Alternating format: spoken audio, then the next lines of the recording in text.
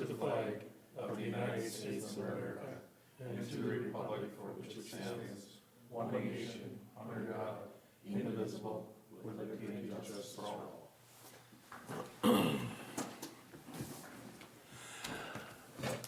Okay, this is the meeting of the Morrison County Board of Adjustment. The board is made up of citizens from the 5 commissioners' districts of the county. The purpose of this board is to review applications of property owners for relief from the strictest interpretation of the county ordinances. Our guidelines are established in state statutes, chapter 394.27, subsection 7. The decision made by this board is the result of whether or not a practical difficulty has been determined. If the board determines there is a practical difficulty, we then review the guidelines in the form of 6 criteria questions that are answered at the end of the applicant's request. A final decision is then made. Each request is evaluated on its own unique practical difficulty. Variances are granted to the land, not to the landowner. This board may, in addition, impose conditions in the granting of variances to ensure compliance. After your hearing is complete, you may leave if you wish. Okay, so the applicants would please come forward and sit at this table.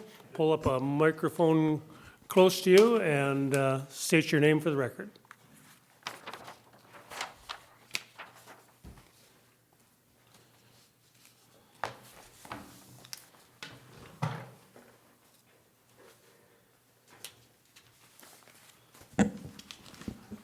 So I'm Michael Champeau. I'm the homeowner. Okay, Dan Hyde, and I'm Mike's designer. okay, thank you. And Amy, you're ready with the report? I am, Mr. Chair. This is a variance request to expand a non-conforming structure located in Section 31 of Scandia Valley Township. The ordinance references for this request is 301, 301.6A, 706.1, and 706.3. This is a plat map of Scandia Valley Township, and the red dot is the location of this parcel. And then here's the variance request received from the applicant. And then a survey and site drawing also provided by the applicant. And then here are some drawings that were received after your packet went out, and so these are new and were added.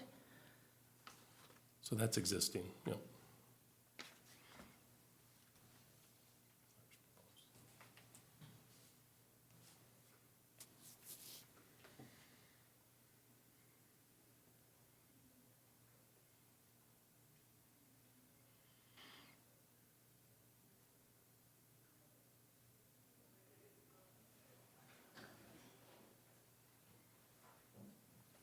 Here's an aerial photograph of the parcel. It's outlined in blue. And then some oblique imagery of the parcel as well.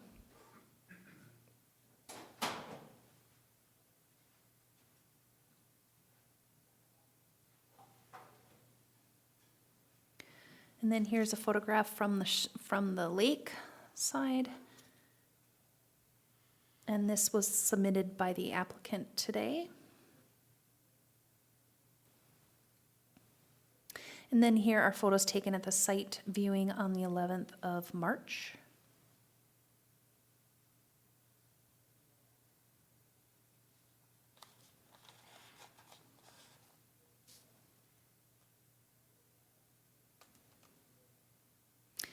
Again, the property is in Section 31 of Scandia Valley Township. It is on Fish Trap Lake, which is a general development lake. It is a non-conforming single lot, which means it's less than 30,000 square feet and 120 feet wide. This property is 120 feet wide and 29,064 square feet.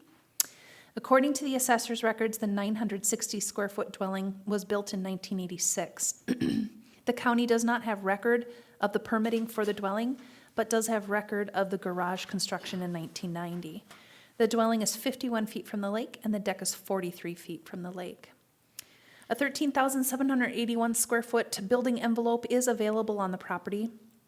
The applicant purchased the property in 2011.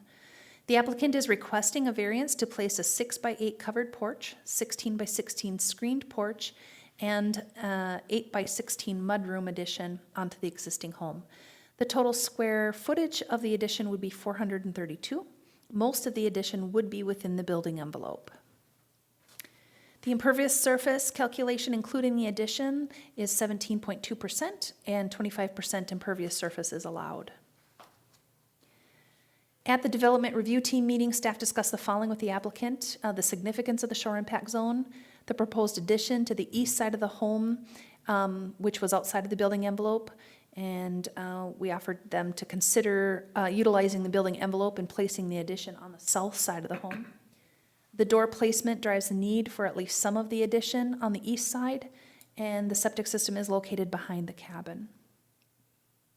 The applicable comprehensive land use plan goals is natural resources and open spaces, goal C2, shoreline development, goal D1, and then the water plan goals and objectives is the surface water goal, objective B, land use and development goal, objectives B and D. 125 notices were sent. One phone call was received prior to the public hearing. I'll grab that.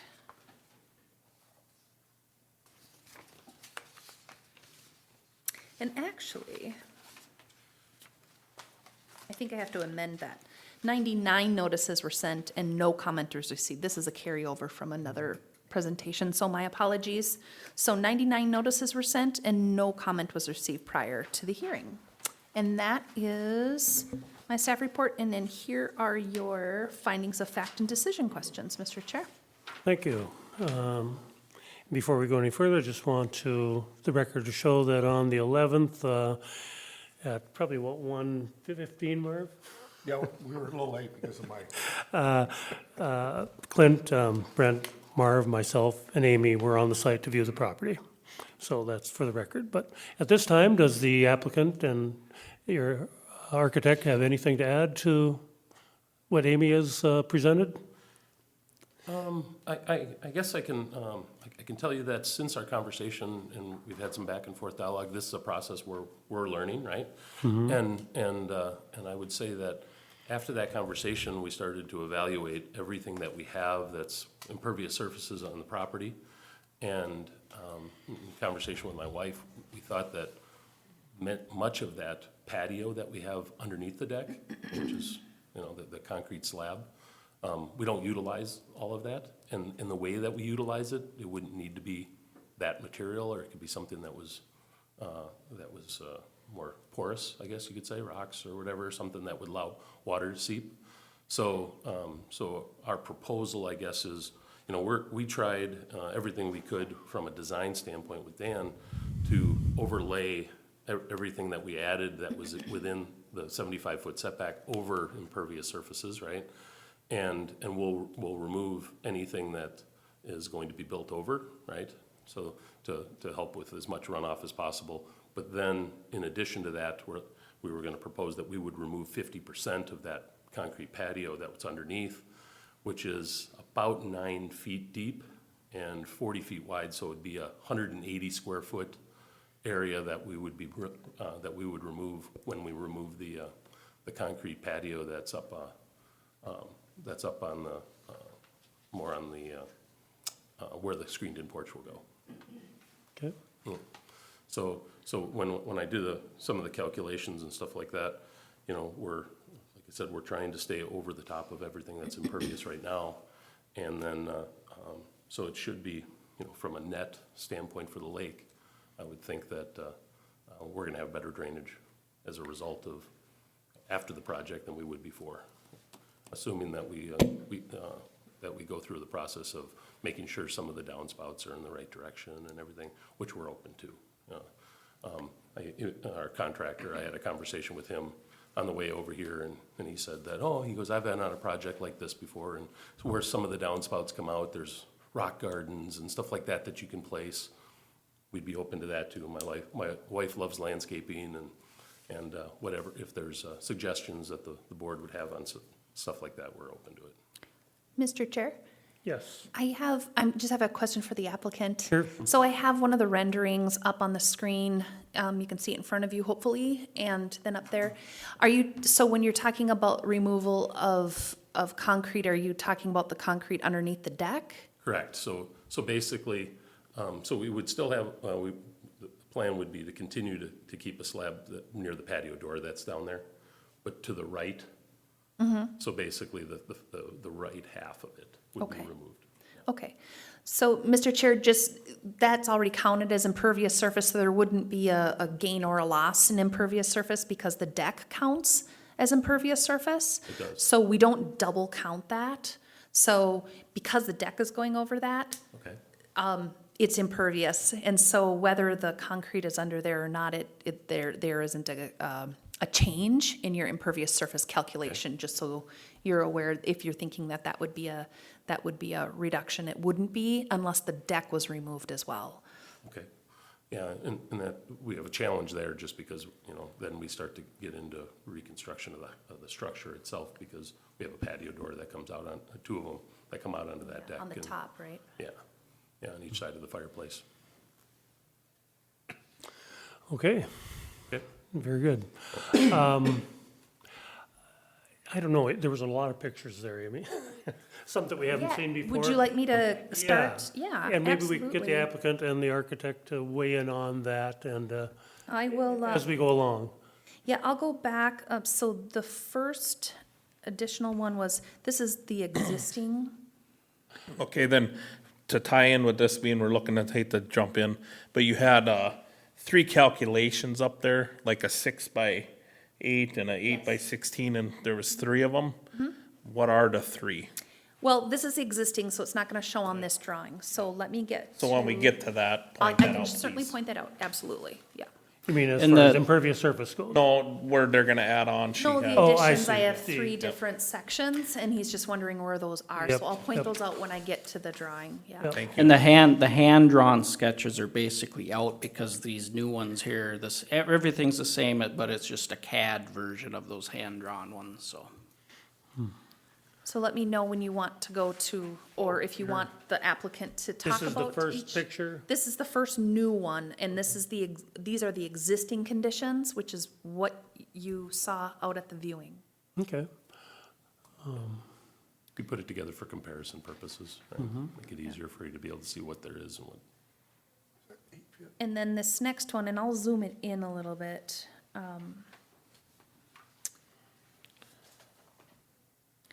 And then that would be the proposed addition. So there you can see the, so could you point out all the doors on that, well, both on the lakeside? Well, I guess we can see there's 2 can on see the 'em. lakeside deck, correct? Right, on each side of the Then fireplace there. there's one on the lakeside view, or side of the mudroom, Correct. okay? And that takes you down these stairs to the patio beneath the deck, basically, Correct. okay? Yeah, where does that land? I mean, at the I, end of that stairway, is there concrete? there's There is- another drawing if you Oh, want. there is another drawing, okay. So if you, Then a door, oops, yeah, a couple other doors. You got lots of doors now. Yeah, there's a couple doors that are getting added for sure. so this might help, this one might help with where those stairs go Yeah, and where they terminate. If you look, I'll zoom in on this yeah, part. this doesn't seem the same as the previous drawing. So that's the lakeside Oh, I see, View. okay. with the addition. So if you, I don't know if you remember, I didn't have a lot of pictures, we went back and looked, but when you look at the there's pavers that are timber lined, that the existing staircase that takes you down toward the lake, and there's a kind of a wonky turn, and there's one extra step before you go down onto the patio. So now the staircase will go straight down, we won't have that extra step under the deck. It would go straight down. We don't have a planned landing area other than grass at the bottom of those stairs. I think I have a picture of that from the site viewing. Let me just find it here. Little bit, kind of, this is the existing stairs that go down to that patio area. Yeah, Yeah, so, and I don't, and they land right on the patio, correct? yeah, so there's, it kind of makes like a 90-degree turn at the bottom with one extra step that takes a 90-degree turn. And then it lands at the patio, yeah. Yeah. So, and the proposal would be, basically, if you look at the post, is to not necessarily remove the rocks and the timbers that are underneath the deck there, but everything to the left of the deck. So those stairs all the way down. But to be able to keep some kind of, so the grading, the steps with the grade would, I would assume would be better for the foundation. Yep, there's another view actually that I can show you Yeah. that was provided. As Amy had stated earlier, those porous areas may be better, but they don't count as pervious surface if they have impervious surface above them. Okay. So, Yep, okay, but, yeah. and even porous areas that have plastic underneath them are impervious, so, that have a, plastic liner. The Mulch. landscape liner is Yeah. considered? Okay. Yep. So, did you see any This- pictures that answer your question yet? Okay.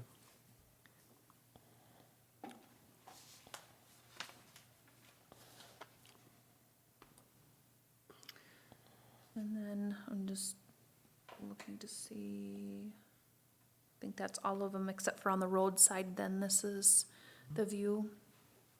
Okay, so where are the three structures or, Oh, let me get back the drawing that talked Looking there, about the that. first one, the covered porch would be on the left-hand side that's not screened. oh, okay, so Yeah. you're just dividing them out. To me, it's one building and then the mudroom's Yeah, maybe I separate. was working off of this, is what I was Yep. doing. No, that's fine, I understand now, I just, This is what I had to work off of when I was writing the staff report. And so I took the dimensions of each of these pieces yep, and how they were labeled, okay. and that's what I gave Yep. you. No, I understand it now. So from a design standpoint, you can see where the 75-foot setback, when we initially had the conversation with Amy, most of that screened-in porch was within that 75-foot setback. We shifted it out so that structure would fall outside of that.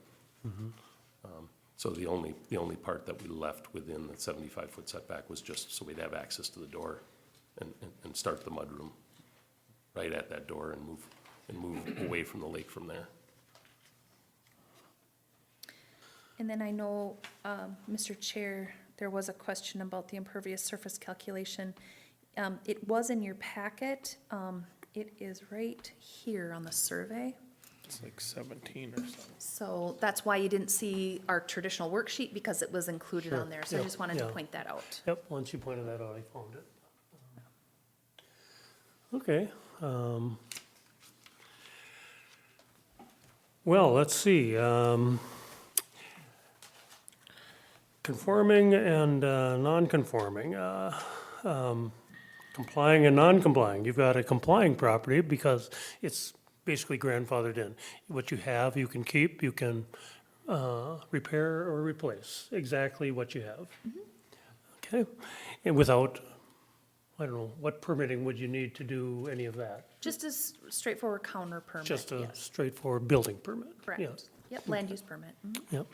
So, but to add to a non-conforming structure, you obviously need a variance, and that's why you're here today. Okay, looking at your property, you got 120 feet of lakeshore, that's conforming. That's what a conforming property has. And you have just over 29,000 square feet, very close to the 30,000. It's a beautiful property, and it has a 13,781 square foot building envelope, which, too bad back in 1986, they didn't utilize. It would have been much better for the lake, for people that enjoy the lake and lake properties. Would have been better for you, whatever. But Scandia Valley enforced the ordinance at that time, their own ordinance, and it was, hit and miss a little bit. And a record, once the county took over, a record of it was not even brought over with it, so you have nothing on record here. So we're just assuming that, the deck and the house was built at the same time, probably was. And but in 1990, the garage was permitted, and it looks like it's actually it's infringing on the neighbor's 10-foot step back a little bit, but who knows? It's hard to tell by the survey, but it's over a little bit on that edge. Not an issue today, though.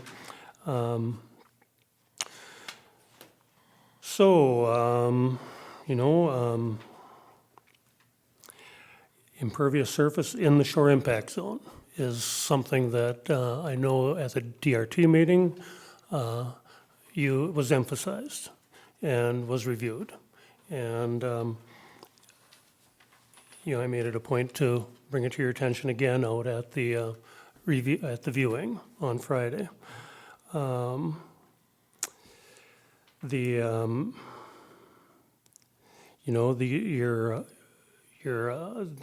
information you supplied is great. I mean, this is a good view of the shoreline, which we were hoping we'd have something. Thanks for bringing that. Yeah. It looks like it's well cared for. It doesn't have, it has lots of vegetation, whether it's the right kind of vegetation to really hold things in place, that's up for grabs. But,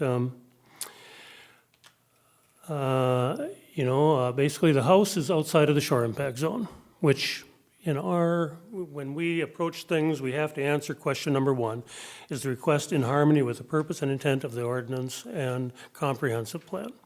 And in the staff report, there are, you've got them, there are 4 goals, objectives that were highlighted, and one is preserve natural resources critical to habitats, wetlands, whatever, within Morrison County.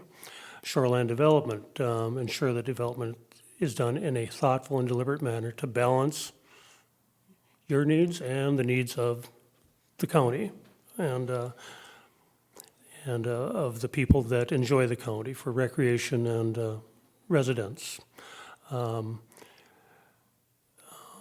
water plan goals are to protect, enhance, and maintain the quality of all surface waters in Morrison County. The 50-foot shore impact zone is our primary guard against, surface water damage to lakes or soil, steep slopes, which you have. And it's to ensure that land use decisions take environmental impacts and climate change into consideration. Then the last one is to ensure the land use decisions are compatible with natural resource protection. So looking at some of the things here, from the ordinary high water mark, which is 1,277 feet of elevation, to the walkout there's about 20 feet of drop in that 50 feet steep slope. And all of it impervious surface, or all of it shore impact zone, our primary tool to guard the lake, that zone. Okay, and to the, then there's 1,302 feet up to the, is the height at the project. So, that's a 25-foot drop in 75 feet. Again, a lot of slope in that area. The more protection you have between any projects and the lake, the better. Like I pointed out earlier, the building envelope, which is large and large enough for, most lots, is all relatively level and doesn't really have the issues that the house has where it's presently located. So I will have a really difficult time answering yes to several of these questions without, this is my personal opinion, without the removal of whatever you have in that shore impact zone, or at least reduction of whatever you have. It's a good start to remove the half of the concrete underneath the deck, in my opinion. It's a good start. Not enough, though. And again, it does not reduce the impervious surface in that shore impact zone because the deck, you're proposing to have the deck still in place. Part of the reason you had for this addition is to have a better entry into the house. You have a walkout at the bottom of the house, which, with a small pad in front of it, would give you access to the stairway down to the lake. The two sliding glass doors could become windows, in my opinion. And then your addition onto the east side of the house fulfills the other needs you have. You've got a place to sit there in a three-season porch or whatever it is to view the lake. You have two more entries into the house, the south side and the lakeside entry, and then one out onto the patio. And probably could construct a stairway that would stay out of the shore impact zone from that. So that's my opinion on this, and I'd elaborate more when we get to the questions, but the criteria questions. But I guess I'd like to have the other board members weigh in at this time and ask questions, and you answer any of our concerns. Mr. Chair? Yes, sir. Mike, can you explain to me exactly where the sewer and the well and where those things are located? Because it was snow covered out there, and I'm thinking it was on the back side of the house, but Yeah, so, so the wellhead, like if you look at the corner of the garage closest to the lake. Can you point it out up there? Oh, yeah, okay, yeah, it would be. It's buried right behind here. Okay. And then the septic tank, you can see the cover here is right here. And then we've got a drain, or I guess it's the, Drain field. leads out to the drain field all the way up here. So, the drain field goes under the driveway, yeah, that's, all the way to the other side. yeah, if you remember on the driveway, I left a bunch of snow on the driveway. Correct. We do that for insulation reasons, because when it freezes real easily when we let the frost line go deeper. So, yeah, so it ends up coming out straight out here, and then the drain field's out here. Okay, I was trying to answer in my head why this proposed structure is off to the side, because if, it would seem to me if it went on the back side of the house, it would fit within your building envelope, but by the location of the sewer and the drain field cutting across by the garage, that takes up a vast majority of that area there? Okay. And from a, and it may be irrelevant for you, so these are 2 bedrooms and a bathroom. And so we'd have to take out a bath and create another location for the bath. Yeah, I saw the stairway on the inside coming down the other direction, Yeah, but, so there's the staircase is right here on this edge, and then bedroom, bath, bedroom.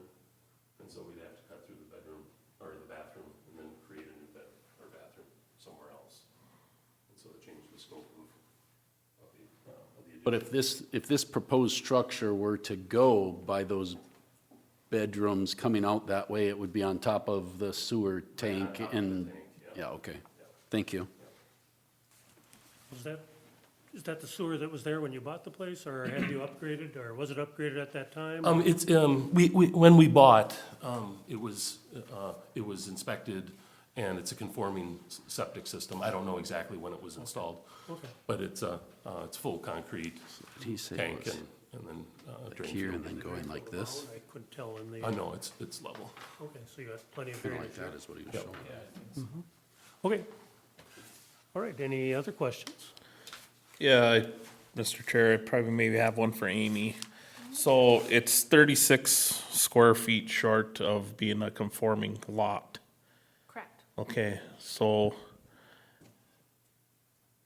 would we have to still have this? I suppose we'd still have to have this because part of the house is in that 75 feet, right? You're not considering a variance because it's a non-conforming lot. You're considering the variance because it doesn't meet setback from the lake. Okay. Yeah, I guess the fact that I point out that it's a conforming lot is that it is a conforming lot and it has a lot of room with a very large building envelope in it. Whereas a lot of times, these requests, we have a half of a lot or a third of a lot, and, Yep. and you have a very nice lot. Go ahead, Mark. Mr. Chair, Mike, when you first purchased this property, I believe you owned it for 11 years, correct? Did you know that the deck was in the shore impact zone? Did a realtor or whoever sell it to you, did they inform you that this was, and if you were to want to do anything to it, you would have to go through a variance? And that's what we run into so Yeah. frequently. You know, if you look at, and part of the reason why I shared the picture that I did is we try to be conscious homeowners. And like I said, my undergraduate degree is in biology, right? So I'm very cognizant of wanting to protect the lake, right? And so that's why we're making sure that we keep as much natural vegetation on the hill that we can. My wife likes to add wildflowers or whatever that is, to make it look nice, right? But we wanted to make sure we maintain that. And then if you look back, when we first bought the place, there were stairs going down that were crumbling. And so we filed an application with the county and said, hey, we would like to see if we can put some concrete or paver stairs down, and then what can we do by the shoreline? And they said, well, there's a one-time lot exception of 10 yards, I think it was, 5 yards in, 5 yards out, or something to that degree. And so we ended up, if you look, there's one boulder wall, we were able to give ourselves one extra level foot or so on the bottom, just so we had an area you could put shoes, or you can put chairs to watch kids when they're little, so they're not drowning. But right there, those boulders, that's what we added. And then there's that small, there's a paver landing area right at the bottom of the stairs, and that's what we added in addition to those stairs. So another item, I know you had brought up about possibly removing part of the concrete, but because of the size of the deck, you would still have the same amount of impervious surface. Here, would you consider possibly dropping the size of the deck down? It's being in that shore impact zone is absolutely huge. We look at this here, and that's another question that I have for you. Yeah, when you, and it feels elusive to me in terms of, what's the right relationship for what we're asking for versus what we should try to give back, right? These are grandfathered in. A lot of those elements make it very desirable for if we do sell the cabinet someday, right? These grandfathered elements, and so we're hesitant to get rid of things that really enhance the enjoyment of the place, right? And the deck does that. We use it a lot and everything.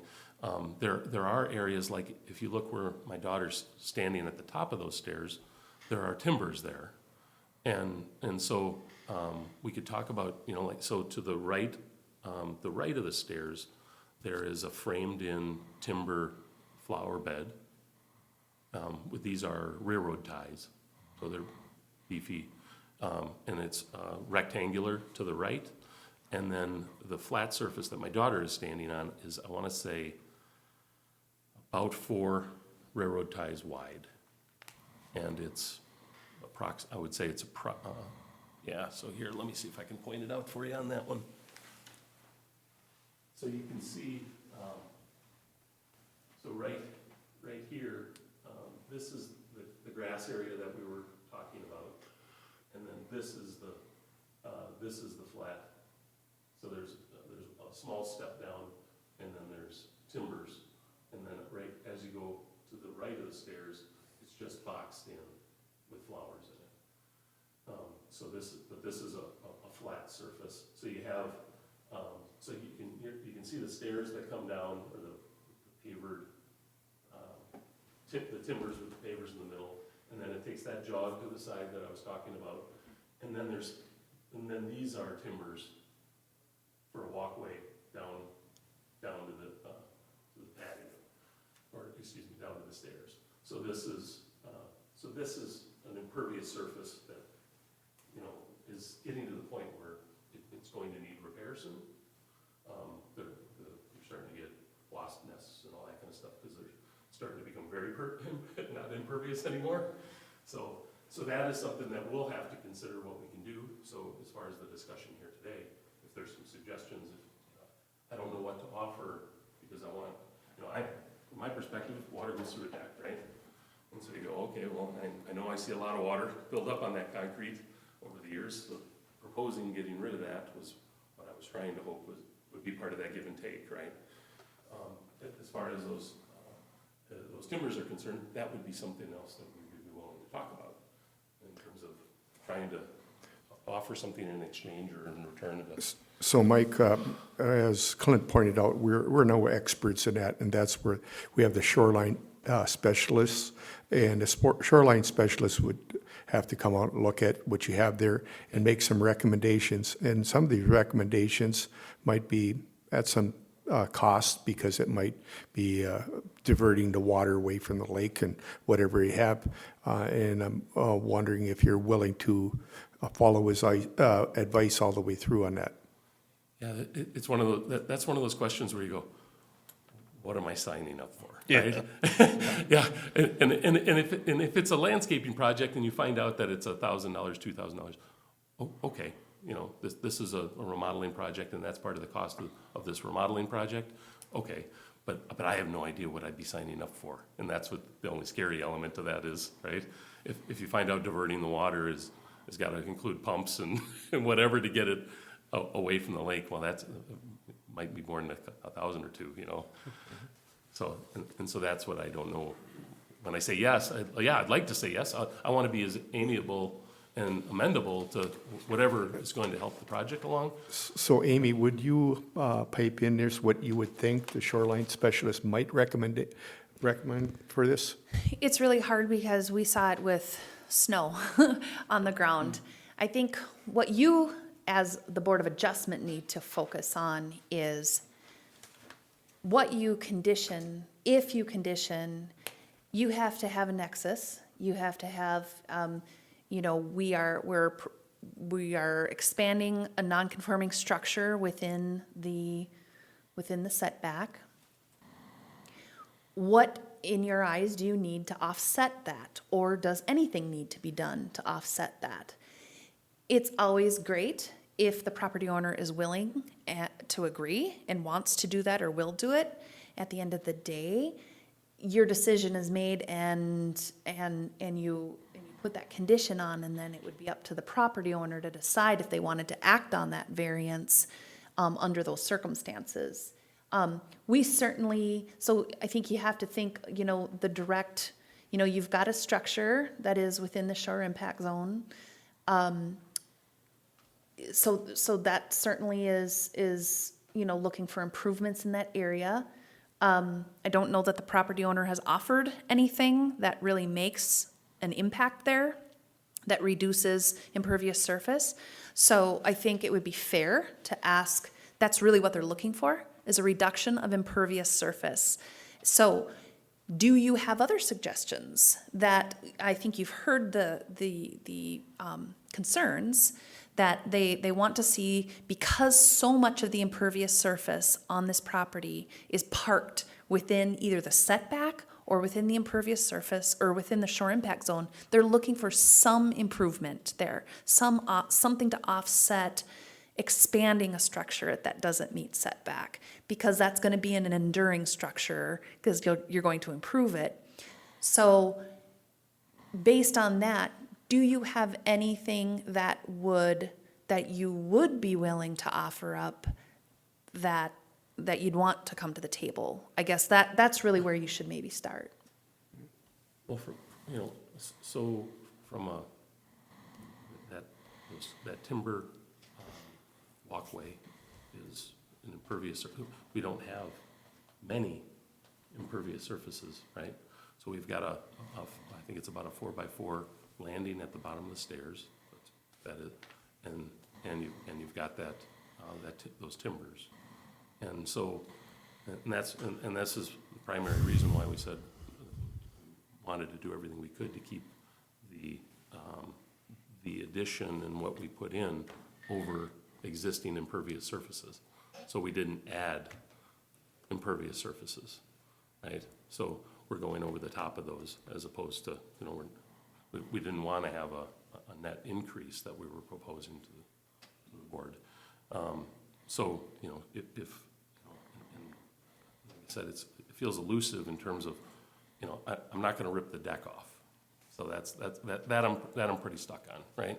Because then I'm getting into a very significant remodel of the structure and pulling windows and pulling up. So I don't want to do that. So that's why I'm like, okay, so, you know, we can get rid of that concrete patio. We'll talk about, I'm using every other element that I have as a chess piece to propose, okay, we're open and amendable to those other pieces. But you know, for what the purpose of the property is, that deck is a very large element to the enjoyment of the property. So we've just had too many wonderful family moments sitting out on the deck together and stuff. So, so then you start getting into the point where you say, well, the benefit of what we're adding is no longer that sexy when you look at it compared to what you're losing, right? Yeah, very, very well said. Yeah. But the same for us. You know, we're in a position to, you know, uphold the ordinance and the comprehensive plan and to, you know, direct the public in the way to best use property. And you know, when we get to the questions, you know,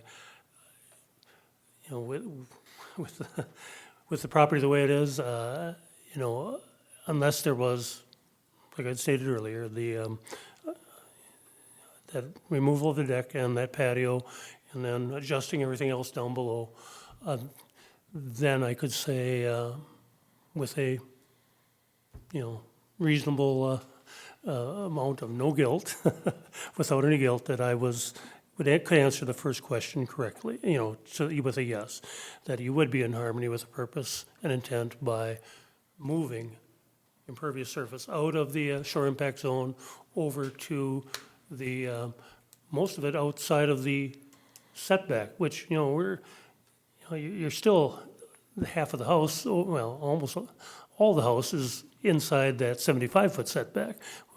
But the 50-foot shore impact zone is the area that most impacts the lake and the natural resources and surface water, especially with a steep slope like you have. And but I can see exactly where you're coming from. Yep. I don't know if I'd give up what you have either. Mr. Chair, I I put another image of that just because, you know, to try to focus in on that area that Mr. Champeau is, so I'm hoping that might be a better photo, just to give you the visual of what he's talking about is, and I'm guessing it's this, That's a and- soldier row of and this? pavers. So so that's what you're looking at for, I thought it was railroad ties. yes, so here. First row is railroad Do you have ties. that in your impervious surface calculations? That row of, I'm not sure if the surveyor listed that or not. I can pull it up. So there's one brick here, and then it drops to Okay. to the timbers. So the timbers are flush with that brick here, and then there's a brick row, and then the timbers. And so, you know. How much of a step down is there after them bricks? Quite small. Mr. Chair, Go ahead, Mark. my concern, if you remove that, is that you could have some serious erosion because you almost need some type of buffer. And what is the best, you know, here? That's why we asked for the shoreline specialist to come in there. What is the best suitable way to do this? See, that's what I was gonna comment is, you know, we got some impervious surface there, and, you know, I'm not a shoreline specialist, but I do know enough that when you start tiering things, it's just like putting in a terrace. So I think by maybe there's a way that we could do it so there's a little less, but by tearing that out, I think you almost hurt it more. Because each tier you got slows down the water. So looking at that, so me looking at this, I'm thinking in my head too, it ain't my job to figure out what he needs to change. But okay, if you're gonna tear the deck off, how do you do that? You know, Mr. Chair? where are you gonna small that up? You can't. I'm gonna tell you right now, though, my shoreline specialist is not gonna go out there and say, you need to rip out all of this impervious Yeah. surface. That's not his job. No. He's not gonna do that. No. He's gonna look at what improvements for stormwater and/or for shoreline protection. But unless you put a condition on that, he's not gonna make that directive out in the field. And I'm sure he'd have suggestions that would be step-by-step that could restore that area and prevent any erosion. I mean, that's what he's all about. And the shoreline specialist is available to you whether this variance goes through or not. I mean, if you stated yourself, you're gonna need to do something about that. It'd be nice to have another person weigh in on that. Soil and Water Conservation District does that kind of thing too. And their motto, their emphasis is to protect shoreline, to protect surface water. So they do whatever they could, and they have a lot of experience at it. Yeah, and we're gonna, we're going to redo the siding and gutters, the fascias are starting to fall apart underneath those. Well, and you said for yourself, you know, this is you have to replace the deck, redo the deck. Perfect time to, in my opinion. I know. Well, It depends on- You're right, I understand where you're coming from, and I'm Yeah. trying to figure out with the cards that Sure. I have, what can I do, right? Yeah, it's just an honest conversation, and we're trying to make an improvement to our place for, Oh, sure. for the use of the property, but at the same time, not take away too much in terms of its usability. So that's where, you're like, okay, well, this doesn't have a lot of benefit to us, or that doesn't have a lot of benefit to us, and those are, I didn't realize that the deck was considered an impervious surface. When you think about a 4-inch board, water goes straight through it, right? And so, yeah, I didn't realize that. Yeah, it's kind of been the question in construction for quite a while, because we all know the water goes through the cracks on the boards, but some counties say no. Well, DNR standards don't allow it to be impervious surface, or pervious, so that comes right from state shoreland rule as to what is considered impervious and pervious. It doesn't take, an area underneath a deck doesn't take water like it would if it wasn't covered. And so, and so there's lots of materials that do that, and also, but from the director of the DNR, even pervious pavers aren't counted anymore, because they rely so heavily on the property owner's maintenance of them to keep them pervious. And so there's been quite a bit of backing away of that over the years, just because of that, and that's been at the direction of the DNR. Yeah, nothing better than natural vegetation for the rain to hit and for the roots to stabilize the shore, the bank, and to take in that water gradually. So, A Mr. raindrop Chair, is a lot different than water pooling on a 2x4 and then dropping. Mr. Chair, we can debate impervious Yes. surface, impervious, and what it is and what it isn't. But I suggest that, I think we know where the property owner is on what he's willing to do within the shore impact zone. So unless you guys have any other questions, you may just want to move on to public comment. I have one question. So, in the shore impact zone, or no, I shouldn't even say that. Part of this mudroom is gonna be within that 75 feet setback. That's correct. How much actually do we have that? We know how big the mudroom is, but how much of it is actually in? Let me go. The portion within that 75 feet Yep. is 10 by 8, Okay. about 80 Yep, square thank feet. you. Okay, open it up for public input. Okay, that's the part of the meeting that we need to, it's a public hearing, so public input.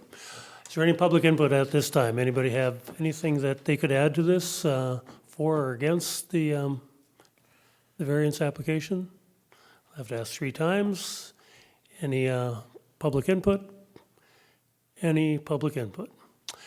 Being as there is no public input, we will close the public input portion of the meeting at this point.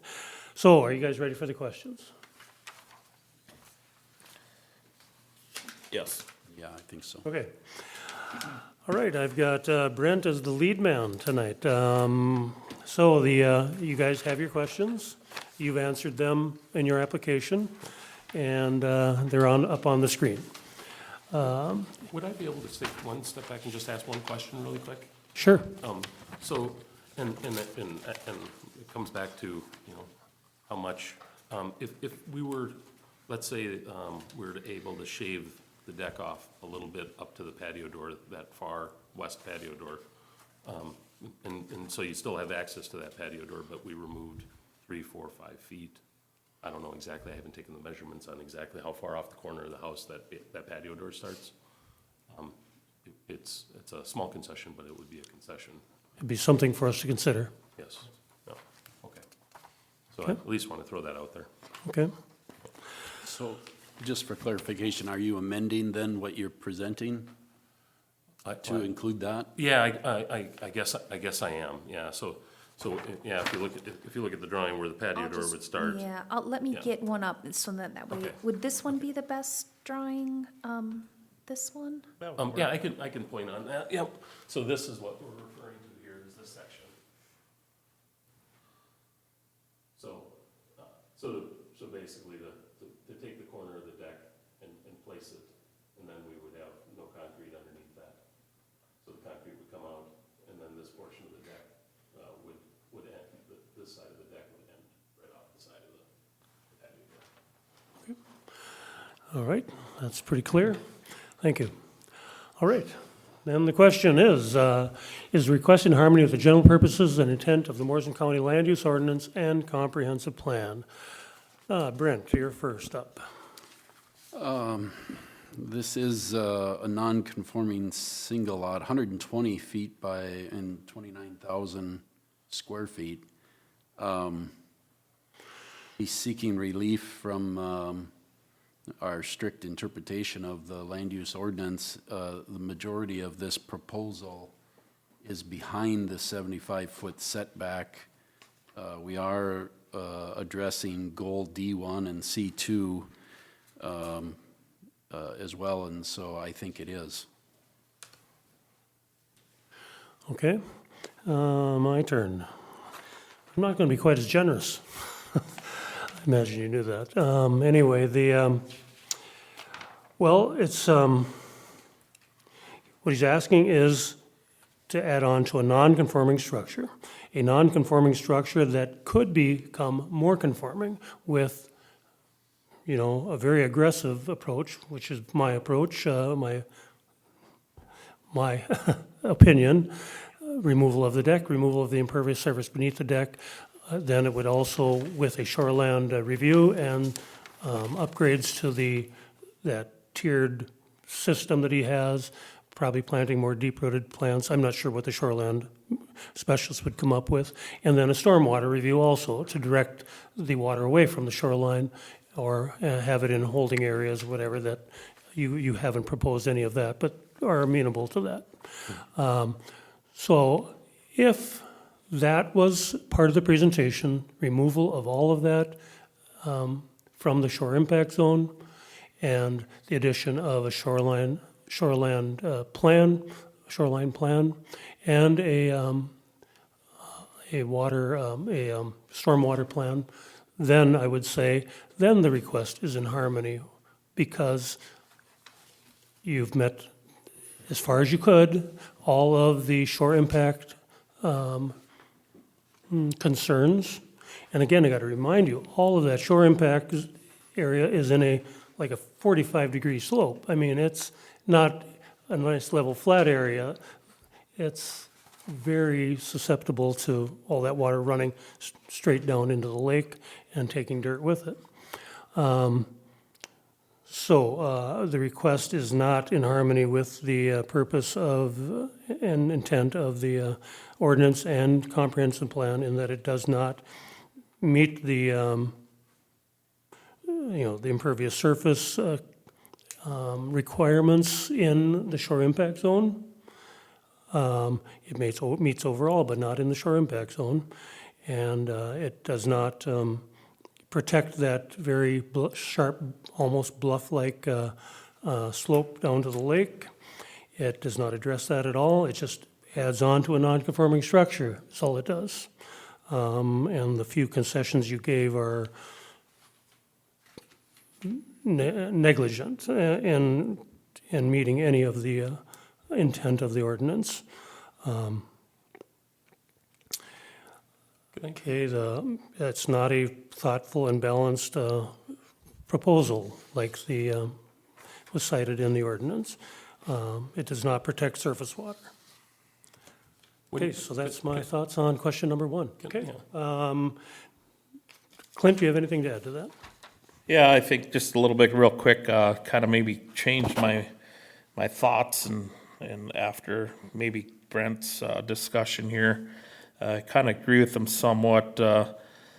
When I look at this and with his willingness to give up some square footage on that right side of that deck, if you're looking at it from the lake, we're talking about 80 square feet of his addition that's going to be in 75-foot setback. And we don't know the exact dimension of that deck he's talking about taking off, but we're gonna be within 10 square feet of what he's gonna add on to that 75 feet. So I think that's almost enough give that you take out 60 to 70 square feet out of the impact zone, and yes, we're still moving it within the setback, but it's a little more palatable on the 75-foot setback, and we gotta remember it's gonna be it's close right on the 75-foot. I think to me, that's kind of a trade. I agree. I think overall his impervious surface is a great number we'd like to see, maybe not down in that shore impact zone. But and I know this, we gotta look at these things on a case-by-case basis, but we've seen a lot worse. Of course, for me to answer this, yes, I'd want them to have the shore specialist maybe look at putting gutters on these things and doing some of them things, and we can talk about that as we move forward. But I kind of tend to maybe agree and lean towards what Brent kind of said in his answer. Okay, Marv. Okay, Mr. Chair, so the way I look at it is, I agree with most was stated here. And first, I would look at it, obviously that deck being in a shore impact zone is huge. I don't think neither one of us or none of the committee here would like that to continue on that way. Your willingness to drop it down some makes it a little more palatable, but here, is it adequate? I don't know if it's enough for me to totally agree that it's going to put it in harmony. And we talked about a shoreline specialist coming out and doing that, and your willingness to follow them through. You had said somewhat, and I think the only way I could possibly vote in favor of this one is that we write a condition that the shoreline specialist comes out and you follow the shoreline specialist recommendations. I'd like to see, though, your shoreline that you had seem somewhat natural, and that's what we'd like to see. That's what the DNR likes to see. And continue on that it wasn't a mowed surface. So that's where that shoreline specialist comes in before I could go ahead and possibly agree with this. Okay, anything more on question number one? If not, we'll go to question number two. Is the applicant proposing to use the property in a reasonable manner not permitted by the land use ordinance? I get to start out. Is it reasonable to expand a nonconformity with so much impervious surface, so many ordinance violations in the shore impact zone? No, it is not, especially when those can be dealt with relatively easily, in my opinion. I'm not sure why removing a deck and a patio seems to, would present much of an issue. And is it reasonable to have everything that you possibly want when you have a non-conforming structure? No, it is not. What do you want more? And I think the applicant has told us he wants the deck on the lakeside more than he wants this new entry and mudroom. And he has every right to that. to replace that existing deck, to upgrade the house, but not expand anything. So I think we should give him what he wants. And that would be reasonable. Okay, let's see, Clint, you're next, if you have anything to add.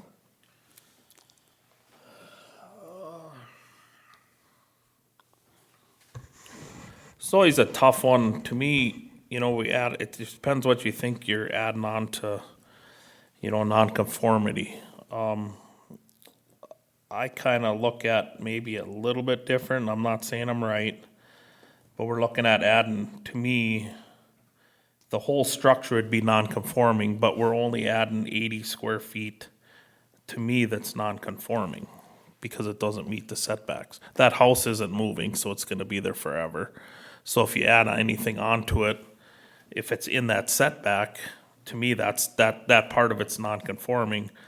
But anything that's out of it, so now to say that the screened-in porch and all that's non-conforming in the structure, if we take the same thing and move it 2 feet away and don't have it connected, it's the exact same thing, it's just not connected. Right? If he just wanted to do the screened-in porch and he put it right where he's gonna put it, and he didn't do his mudroom, he wouldn't have to come get a permit, and he could do it, right? If it wasn't living quarters, if it was just a. His screened-in porch, if he wanted to do it and it wasn't tying the mudroom to it, he could put that on there. So to me, when I'm looking at this project, I'm looking at the 80 square feet, the 8 by 10 part of the mudroom that's in that setback that wouldn't. So it's just how you kind of interpret it, I guess. So that's just what I wanted to add to that one. Okay. Marv, do you have anything to add? Well, I think he's trying to, what helps me possibly vote in favor of this, he's trying to put this building addition in the building envelope, which, makes it much more palatable. If everything could have been over there, it would have been easier to digest, and if that deck and concrete be removed, it would be a no-brainer. Okay, and Brent? I guess I'm looking at this as, is it a reasonable request, and is he going to propose to use it in a reasonable manner? The ask is for 432 square feet. The mudroom being added on is to get into that kitchen because of the way the structure is. I think there's been some work done here to try and accommodate moving it back to keep it out of the shore impact zone area. It is in that, the majority of it is in the building envelope, which makes it somewhat reasonable. So I think it is.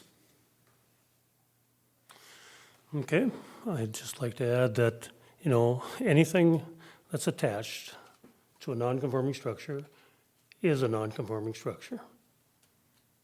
Yeah, that's all I'll say on that. Number 3, will the issuance of the variance maintain the essential character of the locality? We're starting out with Clint first.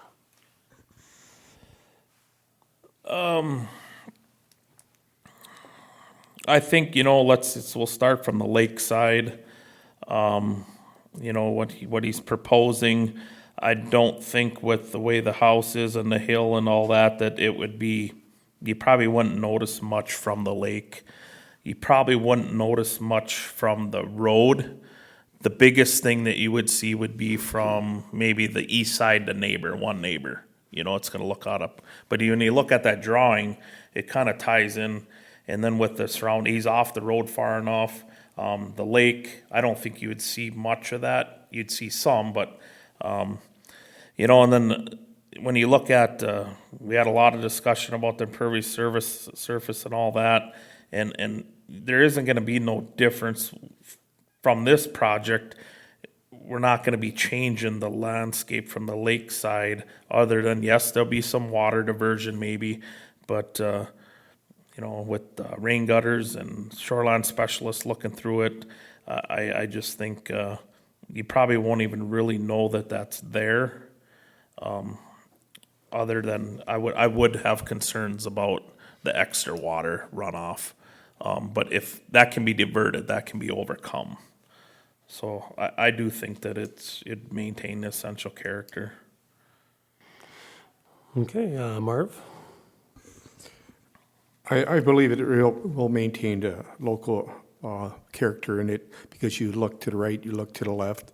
There are cabins that are actually closer to the lake and what he has there. There's enough trees and vegetation around. It will blend in well, and in the pictures that you have, it looks like a very well thought out addition, and the changes that you plan on making a cabin will make it look very nice in that neighborhood. Okay, and Brent? You know, just as I'm going through these questions, would it be appropriate at this time to add some conditions to this? Oh, if it allows you to answer a question yes rather than no, I think so. You certainly can vote with conditions in mind. And if that condition is making you vote one way or the other, then you make sure you want to articulate that. But remember, conditions, you'd have a no on a question unless you had a condition. And if that condition is reasonable and with the intent of ordinance and comprehensive plan, then, yeah, go forward. I'll reserve that then at this time, but to answer this question, does the issuance, or will the issuance of the variance maintain the essential character of the locality? I think we have to keep in mind here that we are looking at lake homes, and lake homes oftentimes are deck lakeside, and so that makes sense that it's where it is.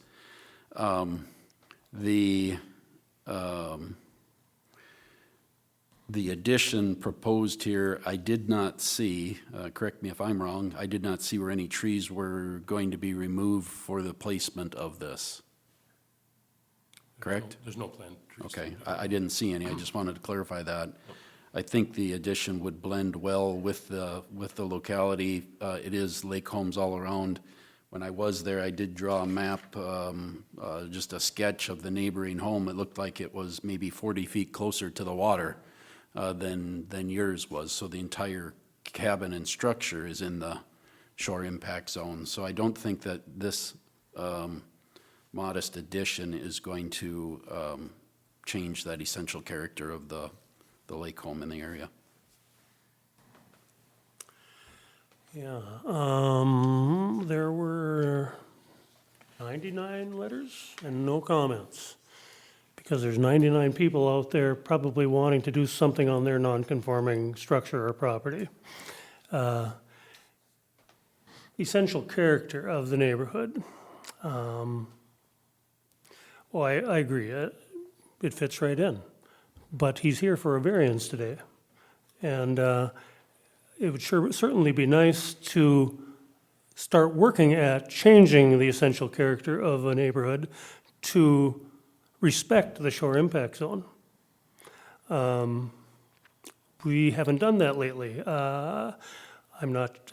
We need to have a good Duke 'em out discussion on this shore impact zone.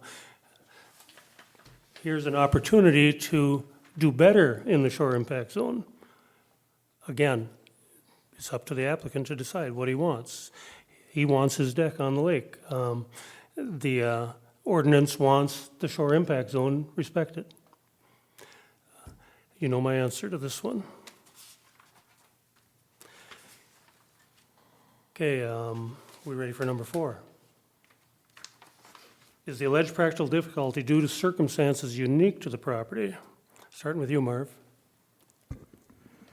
Well, the unique part about it is the deck we talked over and over being in that shore impact zone. And then also this being built before this cabin placed and being built before the zoning or the setbacks were enforced. That's the only things I can see unique to that. Okay, Brent? I think I asked some questions earlier regarding the location of the sewer and the well. And,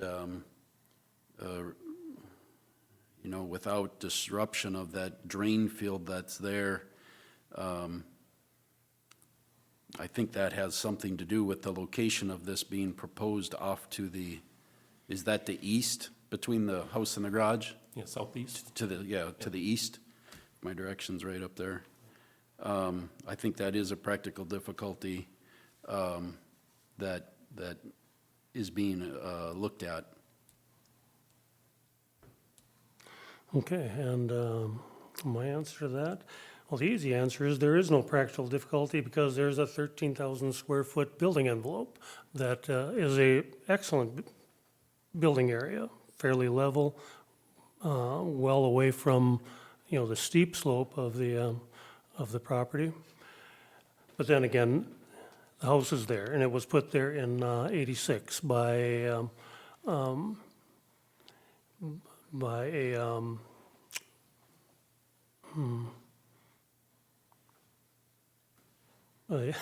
a governing body that they had their own shore or plant comprehensive plan and their own ordinances, and they permitted this for some reason.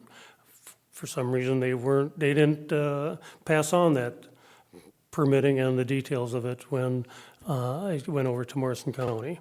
You could come up with the possibility of a practical difficulty with that. A governing body did, with oversight over this, did permit it. But you have to put your blinders on to do that and say that, you know, shore impact means nothing to me when I'm thinking about practical difficulties. So, but it does to me. So there's no practical difficulty here. The applicant has options that would get him more in compliance with the ordinance. Okay, Clint? The only thing I'd maybe add into this is looking at the project itself. Maybe it would be kind of a practical difficulty would be the location on where they can put that mudroom door, just because of the stairway going down to the basement. Otherwise, I think if that wouldn't be there, I think they would look at putting it somewhere else, and then we wouldn't have anything in that 75-foot setback. I do believe we had that discussion at the site viewing that if that stairway wasn't there, that they'd probably work on getting that out the front a little farther. So maybe, I think that stairwell's part of the maybe practical difficulty. Okay, anything to add to number 4? On to number 5, is the need for the variance created by actions other than the landowner or prior landowners? Brent? Well, I think we talked about this a little bit earlier with Scandia Valley doing the permitting back when. We don't have a permit here, so we don't know if it was permitted, or if it was permitted, we don't have it. So somebody other than the landowner or previous landowners may have had some involvement in that since it was built somewhere around 1986. And they didn't purchase the property until 2011. I think I heard that there was no permit on record for the house, if I heard that correctly. And this was developed prior to that whole lot development in that area, being that it is a non-conforming with only 29,000. I mean, it's just shy of 30,000 and it does meet the 120. So, but it was also somebody, the developers or the land surveyors that created the lot, as unique as it is. So it is somebody other than the landowner or previous landowners. Okay, my turn. What's really driving this question is the need for the variance created by actions other than the landowner. Well, it's entirely driven by the landowner's perceived personal needs. the needs for a mudroom, the need for a seasonal deck, a need for another entry, and not the property needs. All variances go to the property, not to the landowner. This is all about the actions of the landowner. Some things, somewhat previous actions by others, but we can never get away from the fact that he has an opportunity to trade doing what's right in the shore impact zone versus meeting his own personal needs, possibly doing both. I believe Clint is next. I would just say that he wouldn't have to apply for a variance if whoever the entity was at the time that allowed the permits or wherever this house to get built. They got built in the wrong spot. That's out of our control. It was before our time. So that would be actions other. We keep going around and around about the impervious surface down in the impact zone. And I don't know what you could change other than tearing that deck off, and that's not gonna happen, but, I mean, to me, I look at if you take out bricks, all that stuff, that almost makes it worse. I don't know. Okay, Marv? First, I want to point out, you have a very nice property, very nice cabin. Does it need some updating? Yes, it could use some updating. And here, this deck is the part that really is driven this area, and being in that shore impact zone. If there was any way possible, that deck could have been brought in that 50 foot down to that, and stay out of that shore impact zone. I would say, this could be possibly something that we could agree with. But other than that, the placement, like I agree with Brent and Dave and what he said, like this here. Was it created by the person that placed it? Yes, but there was the previous landowner. What you have a nice cabin, and what you got, and we talked about the possibility of what do you want? Do you want the deck? Do you want the mudroom and screen porch? And you obviously made your choice of that. Okay, thank you, Marv. Anything more to add to question 5? Number 6, does the alleged practical difficulty involve more than just economic considerations? We start out with Clint.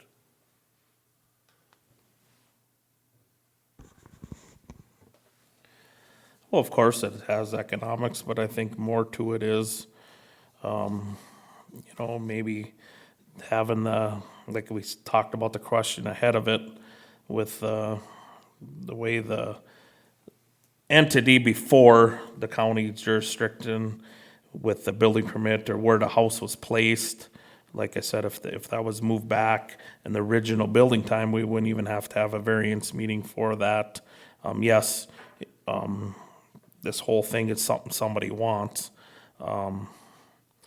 But we wouldn't be here if the powers to be before this would have did what they were supposed to. I mean, we can't always look backwards either, but that's just, so I think there's other parts of this that's more than just economics. Okay, Marv?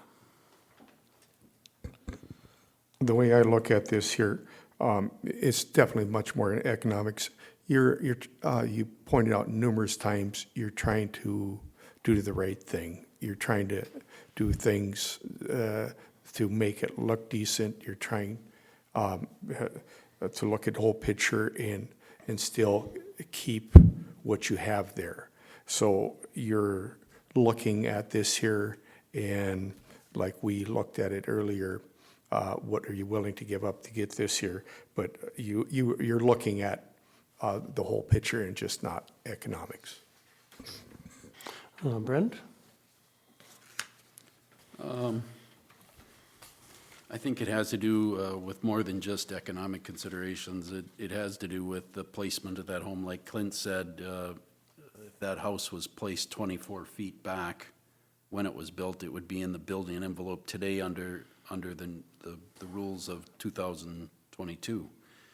And it probably could be attached to the garage then as well, one straight-through walk-through.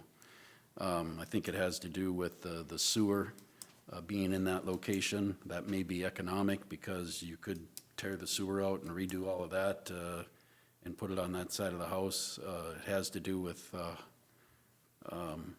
pretty much the placement of the home and then that lot development when it was developed back when. Just the size of it. So it has more than just economics. Okay, thank you. Yeah, I agree, it has more than just economics. It's about personal needs. It's, the applicant has squarely laid that out in front of us, that this is what they wish, this is what they want for their best use of their property. Personal needs, we were schooled on this pretty recently. I think I gave an answer about personal needs being more than just economic considerations on a recent one of these, and I was told that's not something you can do. We can't put personal needs down as a reason.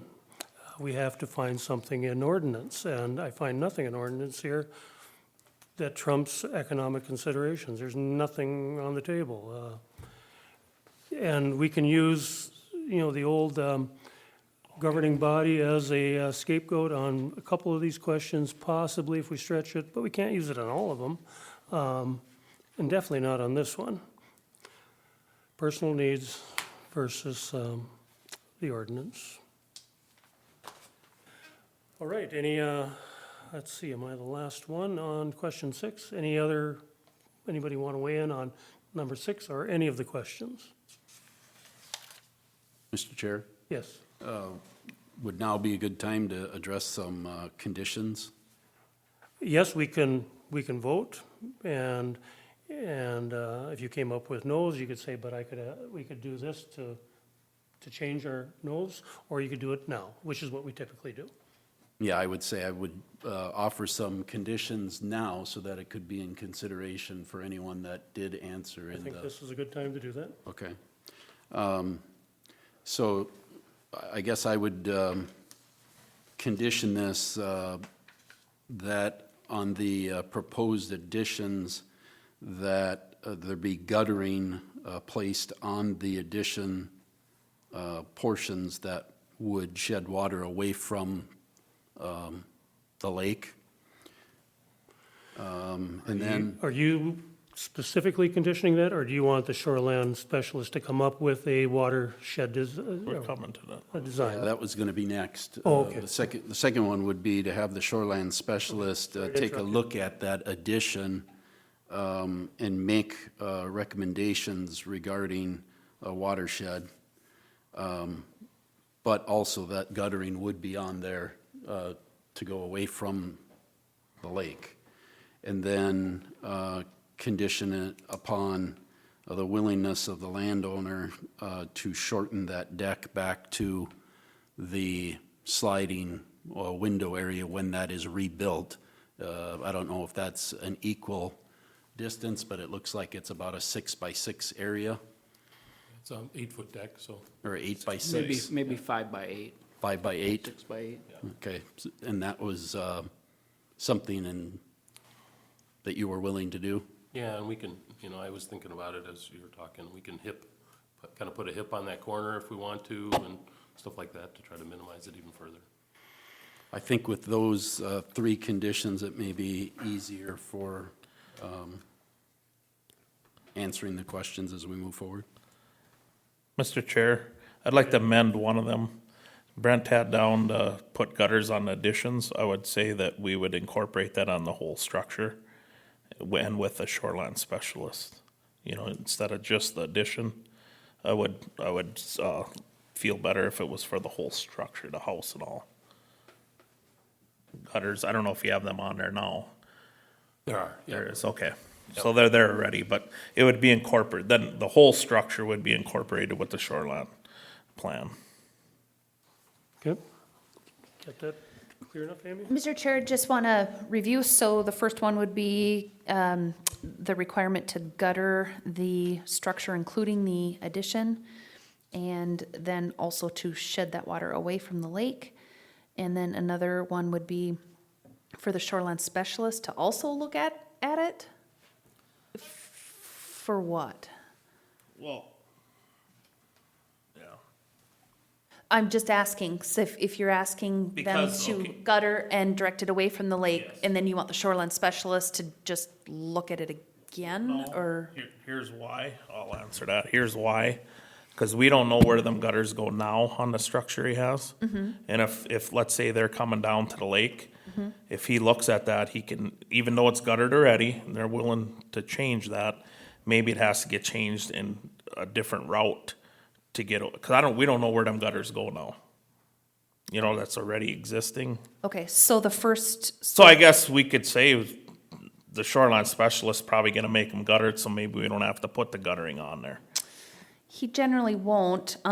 Generally, he's gonna look at how stormwater moves on the property and do, and that's usually more with. Cause to me, vegetation. with the impervious surface and what Dave's got concerns with on the impact zone, if we can have somebody that knows something other than just us saying putting gutters on it, to divert all that water that would go on the lake side of the house, it's going in a gutter, but we have no idea where it's going.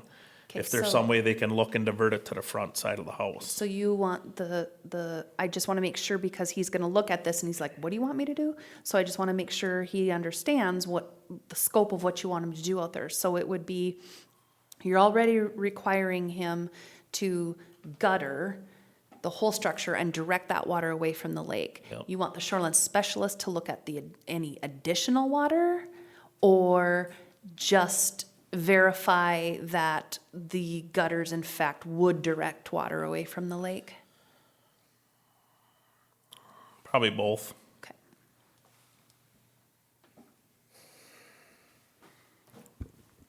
Okay, and then the other one as I have is shorten the deck on the west side of the home, about a 5x8 area, or to the edge of the sliding door. Do I have that correct? Yes. Okay, any other thoughts on conditions? Okay, let's proceed to vote. Number one, is the request in harmony with the general purposes and intent of the Morrison County Land Use Ordinance and Comprehensive Plan? Brent? Yes. Myself is no. Clint? Yes. And Marv? No. Number two, is the applicant proposing to use the property in a reasonable manner not permitted by the land use ordinance? Myself is no. Clint? Yes. Marv?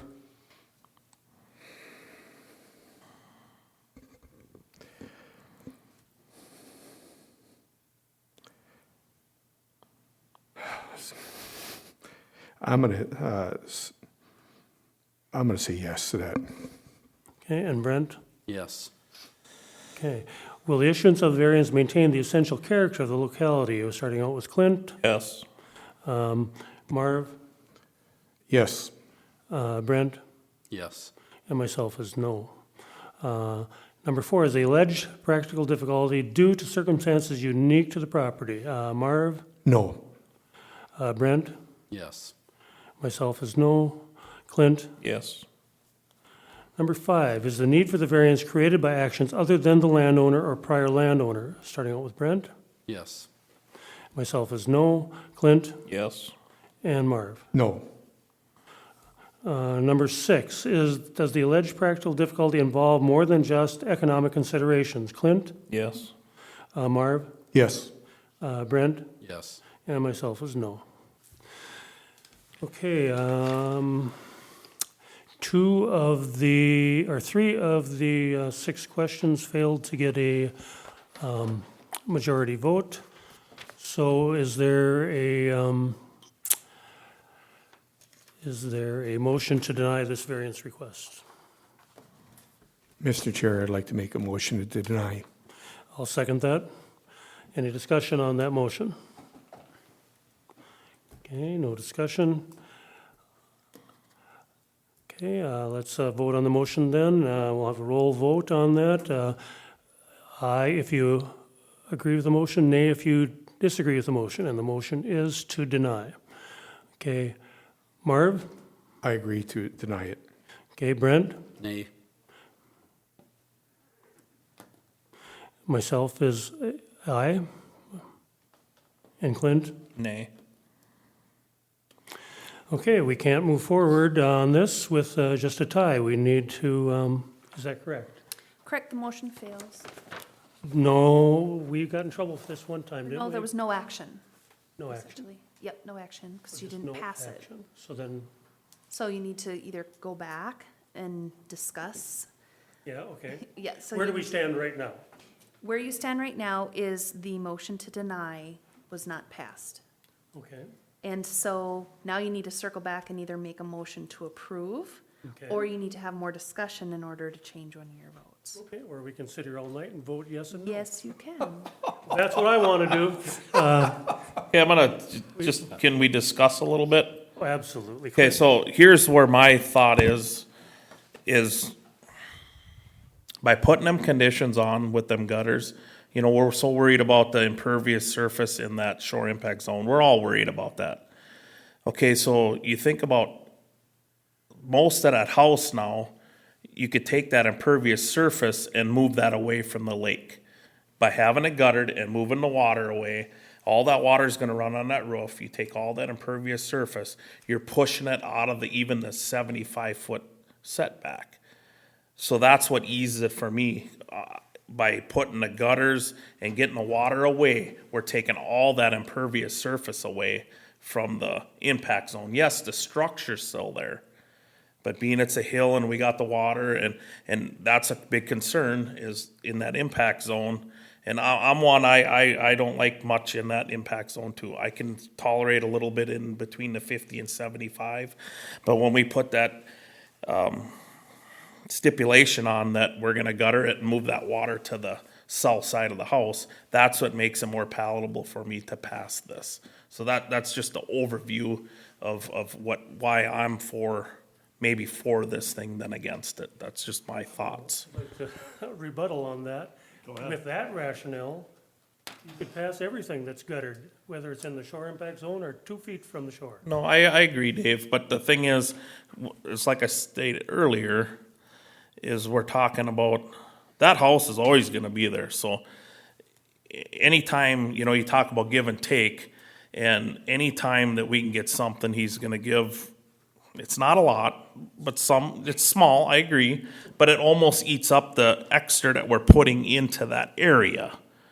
I know you think differently because of the big structure, okay, but I don't know, that house is always gonna be there, we're never gonna clean it up, but if we don't add to it, and you're gonna argue about adding to it, but to me, we're out of that shoreline setback with all but 80 square feet. To me, by taking some of that deck off, some of that impervious, which is small, maybe 60 square feet, and then guttering all that water away from that impervious surface on that house away from the lakeside, I think that's kind of to me, that's a win. I don't know how much more, yeah, we could tell everybody tear their decks off, tear out all their stuff down. You know, maybe we could sit here and argue all night about the deck, but I don't want nothing in that impact zone either, but I'm not for tearing any of that stuff out because I think it's gonna be more harmful than leaving it. Other than the deck, you know, the stairs going down, maybe the terrace he has and all them things. So I don't know where else we can get rid of some impervious surface. So by guttering it away in this instance, it gets away a lot of impervious surface, I think. I mean, I'm not saying, I know what you're saying. Just tell everybody gutter it every time and they can do it. And we're gonna pass it, that's not They what haven't gotten rid of any impervious surface. In fact, they've added impervious surface with that landing of the new stairway. You haven't removed any of the concrete underneath the deck. So, you didn't condition it that way. I'm not here to help you pass this thing. You're on I'm your stating own. my case, that's You're all on I'm your doing, own. yeah. Okay, here, so, like I said, you have not reduced impervious surface by a square inch yet. In fact, this proposal is increasing it. Mr. Chair, I agree what Clint was saying with some of that, helping divert that. It makes it more palatable, without a doubt. But here, the part that I have a hard time with, we're 43 feet away from the lake with that deck. You know, if it would have been a foot or two or whatever, but we're 7 feet into that area. And it, you made yourself very clear that I want that deck. There might be other alternatives down below where you probably like the deck where you're able to look out over the lake. If you had a smaller patio with some porous stones, possibly dropping it down, coming back with that at a later time, yeah, I could probably vote for it. But with your willingness, that deck stays, this is what I'm doing, you're gonna take off a small amount. That's why I voted no, and I just, I can't continue down this road where we continue to allow this much into the shore impact zone, at 50 feet. 75 feet are beyond that, from 50 to 75, it's a little bit more are able to digest, but when you're in that close, it's tougher. So that's where I stand. And I apologize your part, you're trying to do a good job, but we're trying to weigh this out, and we're doing what, you know, what we Can I say understand. something? Yeah, No. okay. And another rebuttal, we're not forcing him to remove his deck. He can keep his deck. He can keep everything the way it is. That's his choice. If I were him, I would too. I'd like to have, if I were him, I'd like to have his proposal. It's a beautiful addition, a functional addition, and keep the deck. You know, that's what I'd want too. I would hope that you wouldn't give it to me. Go ahead, Brent, anything to add? I just think that, you know, he, as you stated, he doesn't have to give up any portion of that deck. He can rebuild that deck. And he's willing to give up a section of that deck, understanding that there's to be some give and take here to get his variance approved so that he can have a mudroom and a way to enter the home without dragging mud right directly into the kitchen. I get that. The guttering, I think, you know, what's there right now, when rainwater comes, it goes right down the stairs and right down straight towards the lake the way it is. These structures attached with the roof lines as they're proposed, I don't know if you can, Amy, pull up a photo. The gable end of those is conducive to put a gutter on to channel that water in the opposite direction away from the lake. And so that's, for that area, that's actually better than what's there now. Doing anything with those timbers down front, I'm concerned that that has more damage to the shore impact zone than leaving them there as a terrace than they are right now. So I don't see me changing my position on this. Yep, and I can see a well thought out shore impact zone plan, which is what the specialists would come up with, that would be staggered and remove all those things gradually and preserve it during the process of removing them. I can't see why you wouldn't be able to do that. If he were willing to do that, would that change any positions with anyone? Well, you're looking at Because that's probably three 40 yeses feet. that have to be, or three no's that have to be changed, or one yes that has to be changed. And I'm not changing 3 of my no's, or 6 of my no's, any of my no's, for any reason. Because I think I've argued against everything you've come up with already. Mr. Chair? Pitiful little bit that he's surrendering is nothing. The other thing, if you feel like you're deadlocked, the other thing we could do is continue this to the next agenda. Task the property owner with coming up with maybe some other options that you may want to consider. And then also you may have 5 members here. But you can continue it out farther. So Might have 5 members here. Might have 5 members, but you could certainly task the property owner with coming up. I think he's heard loud and clear where you're at with this and what you want to see. So, you know, you certainly could do that if we're kind of at a stalemate here. So what I would recommend is kicking it out, not to the next meeting in 2 weeks, but do you have the dates? I don't have what they have. And if we deny it, the property owner can come back with a different proposal also, either way. So March 16th is the deadline for the April 12th. Okay. So we could continue it to the April 12th meeting, and he'd have to have something in by the 16th of March? Well, That's tomorrow. yes, but with this, it's adding on to a non-conforming structure to advertise. Yeah, true, So we could go further than that. true. So it's an option. Want to vote again?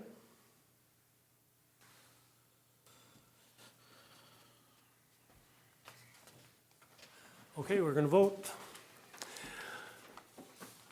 Okay, is the request in harmony with the general purpose and intent of the Morrison County Land Use Ordinance and Comprehensive Plan? Marv? No. I'm sorry. Oh, yeah, that's what we're doing. We're voting on, we're not voting on the motion, we're voting on the, yeah, okay.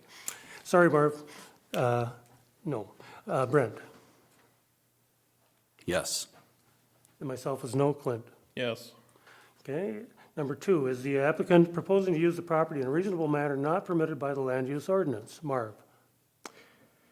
I'm going to change my vote to a no. Brent? Yes. Myself is no. Clint? Do you want to call Clint? Oh, I'm sorry. Clint? Yes. Number 3, will the issuance of the variance maintain the essential character of the locality? Marv? Yes. Brent? Yes. Myself is no. Clint? Yes. Okay, number 4, is the alleged practical difficulty due to circumstances unique to the property? Marv? No. Brent? Yes. Myself is no. Clint? Yes. Number 5, is the need for the variance created by actions other than the landowner or prior landowners? Marv? No. Brent? Yes. Myself is no. Clint? Yes. Does the alleged practical difficulty involve more than just economic considerations? Marv? Yes. Brent? Yes. Myself is no. Clint? Yes. Okay, so our vote remains the same. We're still at an impasse. But I'm going to put the motion forward again to deny the request. So moved. Is there a second? I will second that. Okay, motion has been made and seconded to deny the request. And we're going to start out with Brent on that. Aye denies, nay, Nay. okay. And myself is aye. And Clint Nay. and Marv. Aye. Mr. Okay. Chair, Yes. I move that we postpone this to the April 12th, or continue it then. I switching a vote and denying it and making them resubmit an application just does more of a hardship on them for money-wise, so I just assume continue it. Are you open to that? I didn't quite understand exactly what that meant. So if we would have voted. We'll let Amy. Sorry, yeah. Okay. So since they're really taking no action now, what we do, we can continue the items, which essentially delays their vote, and they reconsider it at the April 12th meeting.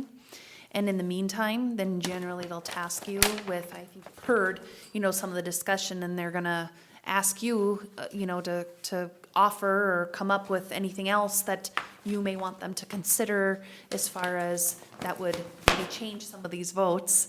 And then you would come back on April 12th, and they would consider the request again and make a vote, and hopefully at that point, they'd get to the point where there'd be a majority vote one way or the other.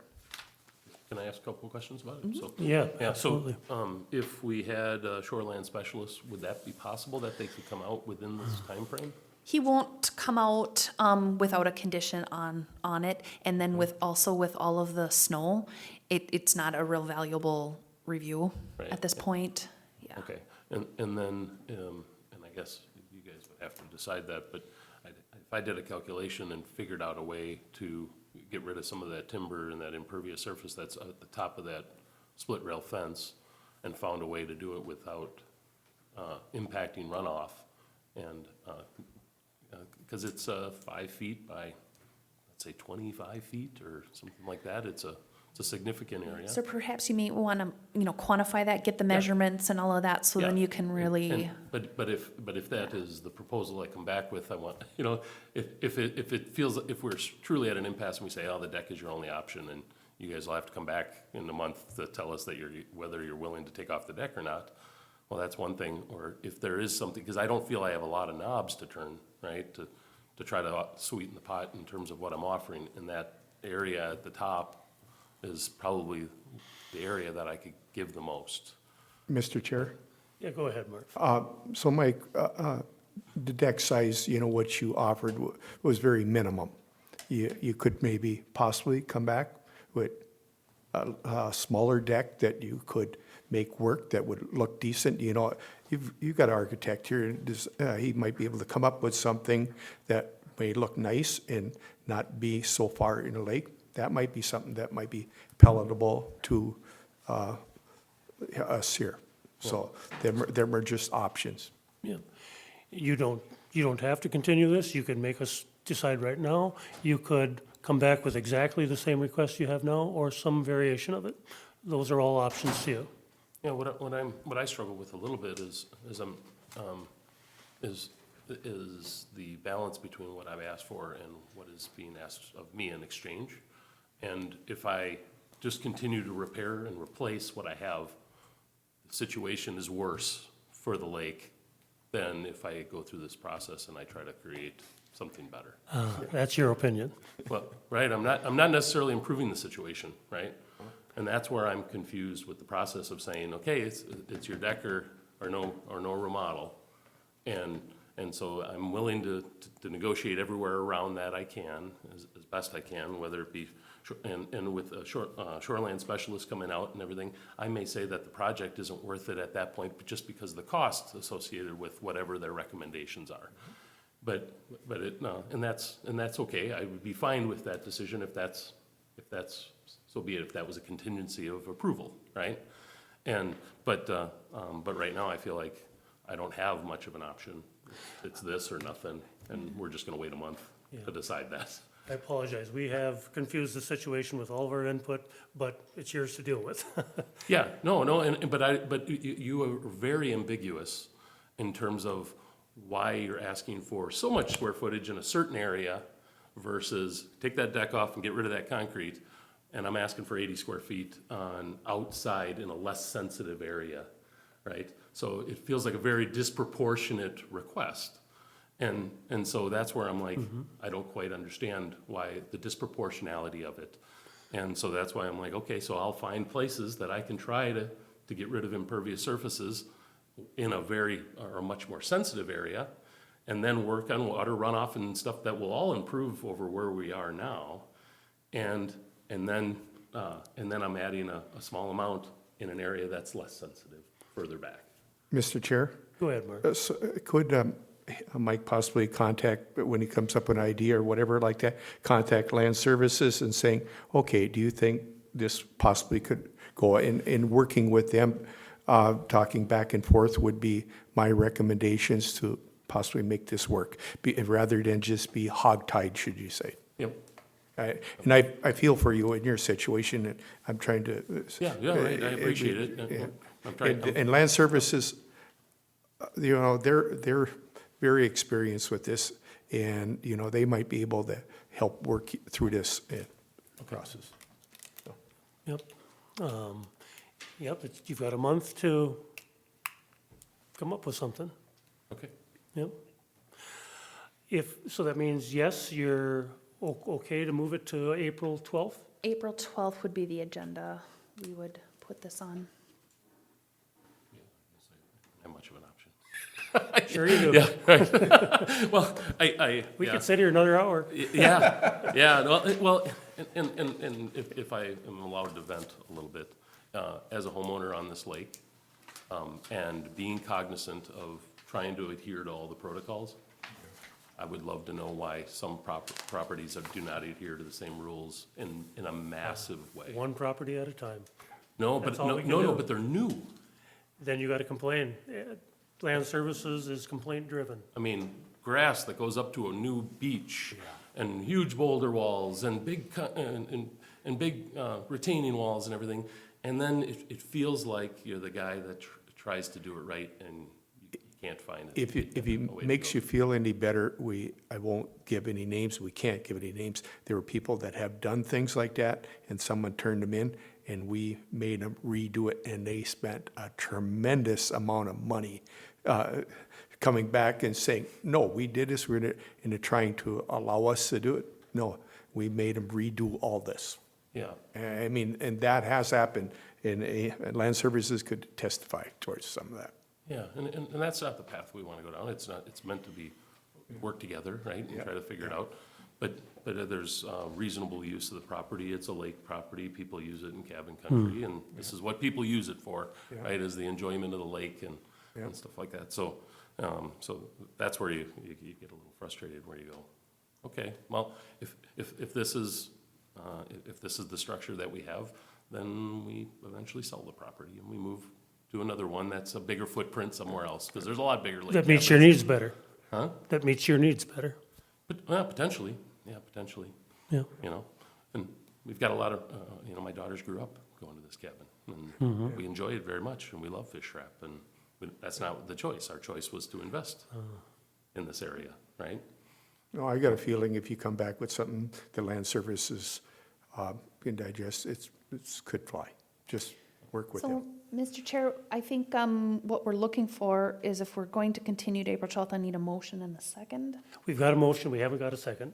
That's why we're still floundering here. Who made the motion? I'll second it.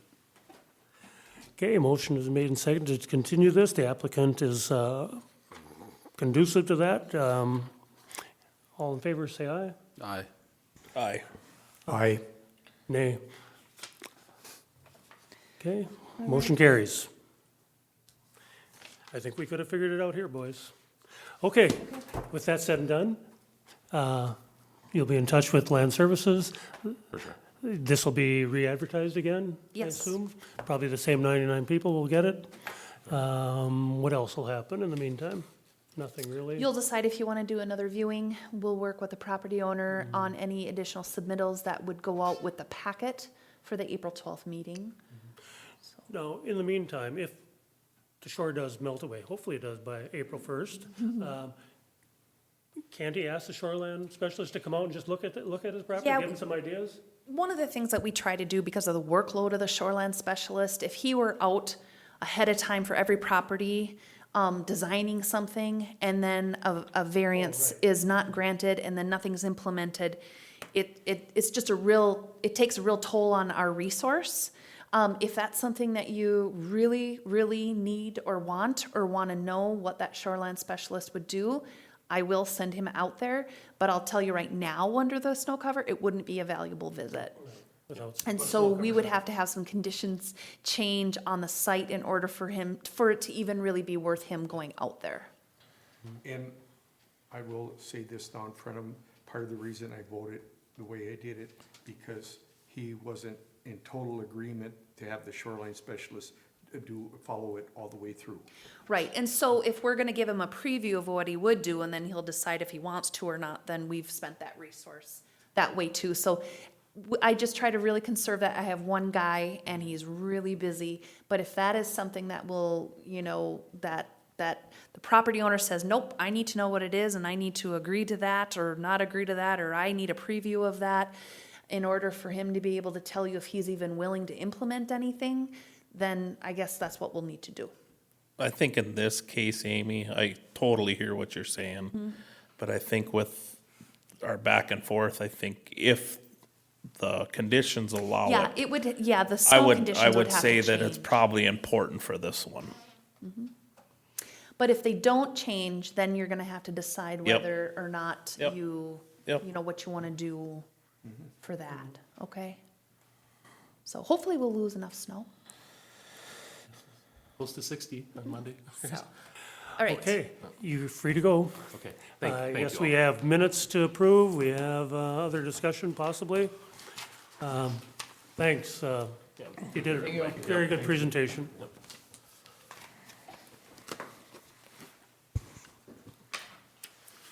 Okay, minutes of the previous meeting, I could see nothing wrong with them. I've moved that we accept them as presented.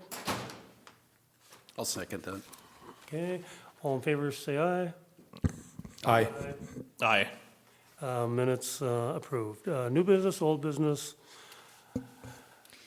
The only thing I know Sharon was gonna mention to you guys with the mileage for our ag zoning meetings, she's just gonna, you're gonna just do that in one big fell swoop.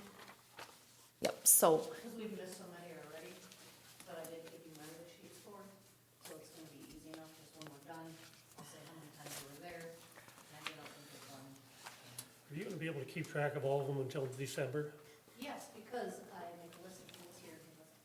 So, Sharon, I wanted to point out something. I picked up Dave here in Little Falls, and then I put some additional miles on. So if you see that, I hit the button to go to our previous site. I didn't put my glasses on, and just what? and I was too Dave busy says, talking to even know what county we were in. You went to the one we went to last month? Yes. Good thing it was only a couple of miles away.